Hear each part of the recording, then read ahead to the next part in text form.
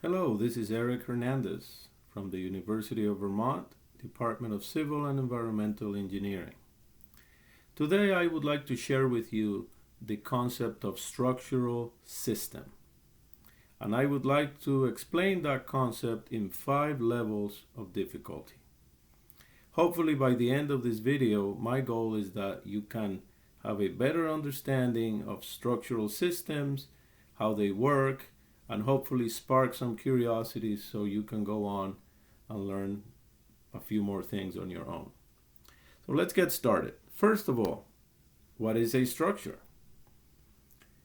A structure is the inherent strength and stiffness possessed by solids which allows stable forms to exist. This is a very general definition, and it applies to both natural structures and engineered structures. What is a system? Well, a system is a set of elements that interact and function to achieve a common goal or solve a particular problem. In the case of a structural system, the problem that we're trying to solve is the creation of an architectural space. Now remember, a set of parts does not make a system. In real engineering systems, parts are correlated. Just like in a car, you can't just have random pieces together and put together a car. You have to think about how these pieces fit together and achieve an objective. So when we think of natural structures, we have structures that appear in nature like shells, rock formations, skeletons, leaves, spider webs, etc. Right? You can find almost infinite examples of natural structures, and in all of them there is an element of correlation. They're working together to achieve some goal. The same thing happens in engineered structures like bridges, buildings, domes, etc. These are designed by humans in order to achieve a particular objective. Now, how can we understand these systems better? Well, let's start with what I would call level of difficulty number 1. This would be structural systems that rely on the idea of active vector. So these are structural systems that derive their strength and their stiffness from vectorial decomposition of external loads. Trusses are a great example of this type of structures. And all of the idea of vectorial decomposition is basically, as I'm showing here, is the parallelogram rule, right? And the most basic application of that is something where you get a triangle, right? So it's very easy to arrange 3 forces in equilibrium in a triangular fashion. And this is the reason why most truss structures look like triangles arranged together. These triangles have edges and they have nodes. The nodes are where these forces meet, and these are often the most critical parts of these kinds of structures. Usually a truss will fail at the joint or at the connections. These structures are very economical. They can be very strong, very stiff, but they usually require large depths, right? They require large depths, like the height of top to bottom, in order to achieve strength. It's very hard to make a shallow truss because the angles of the inclined bars are usually between 30 and 60 degrees.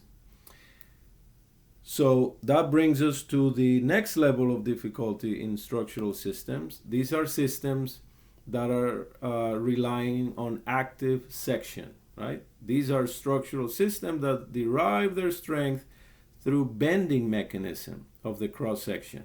That is the simultaneous combination of tension and compression in the cross section.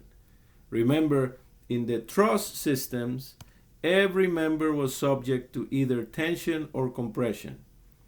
In the active section systems, every member is subject to both at the same time, tension and compression. And this is what generates bending.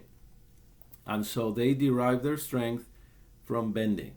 And this allows structures like, bridges, frames, beams, etc.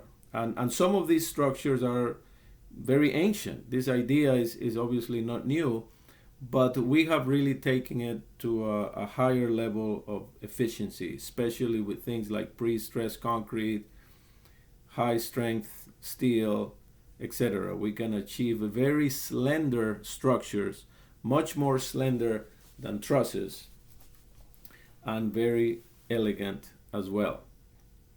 These are very used in building structures, bridges, and the like. Now we move on to a higher level of difficulty. This is level number 3, and these are active form structures. These structures derive their strength and their stiffness mainly from the two-dimensional shape. So these are structures like arches, pre-stress, cable structures, suspension structures, etc. These structures rely on the idea of parabolic arches, funicular arches, etc. These structures are incredibly efficient. However, they lack robustness. So they have been optimized for a very specific set of loading conditions, and oftentimes if those loading conditions change dramatically, it's not so easy to adapt. But they are very beautiful, very economical, and in a certain sense, once you begin to understand them, very intuitive, right? The idea of a funicular is very natural to this type of structures. A further level of difficulty, it's a generalization of active form, is the active surface structures. These are superficial structural systems that derive their strength and stiffness from combination of 3D geometry and two-dimensional flexural mechanisms. So these are structures like hyperbolic, paraboloid, shells, domes, etc. And some of these structures are quite breathtaking, and they have been the subject of a lot of study by a few structural engineers that have really mastered their design and construction. I'm thinking of people like Felix Candela, York Sly, Santiago Calatrava, Nervi, among a few others more that have really taken these structures to almost unimaginable heights. They span very large distances with very little material, and basically these structures are a generalization of the idea of active form, but now in 3 dimensions. And finally, the 5th level of difficulty, active height. These are structural systems that reach very large vertical distances and develop their strength and stiffness to lateral loads and vertical loads from a combination of active vector, active section, and sometimes active form. As you think of things like skyscrapers, tall buildings, this is the type of structure that we denote as active height. There are different ways to achieve this type of structures. Probably the most basic one is just to refer to a rigid frame, which is basically a combination of beams and column, and this would be an active section type of structure. You can, as you go higher, then you need more stiffness, and that can be achieved by combining the rigid frame with a shear truss or a reinforced concrete wall, shear wall, and that allows you to have a little bit more height.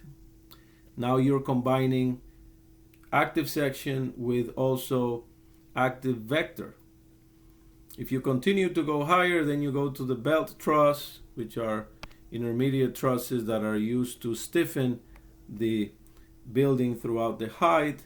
And if you continue more, you go to the idea of a framed tube, which is basically, if you can imagine, a giant cantilever in a sense. And so now we're talking active section, but at a much more massive level, not just the element level, but at the structure level. And even higher than this, then you can utilize the truss tube, which is again utilizing the idea of active vector by creating a truss, but now this truss is at the structure level, not at the element level. And these same ideas can be generalized to achieve even higher heights. So these are really breathtaking, magnificent structures, very difficult to design and construct. And some of these, have reached truly unimaginable heights. For example, here are an example of some of the tallest buildings in the world. Number 25 is 432 Park Avenue with approximately 425.5 meters in height, 85 floors. Then you have number 11, Shanghai WFC with 101 floors, 492 meters in height.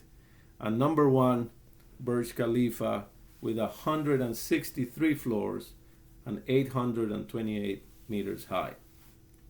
Some of these structures are truly magnificent, and they can only be described as almost dreaming with structures, not so much building structures. So hopefully all of these ideas have been helpful for you to understand structural systems. Again, our 5 systems: active vector, active section, active form, active surface, and active height.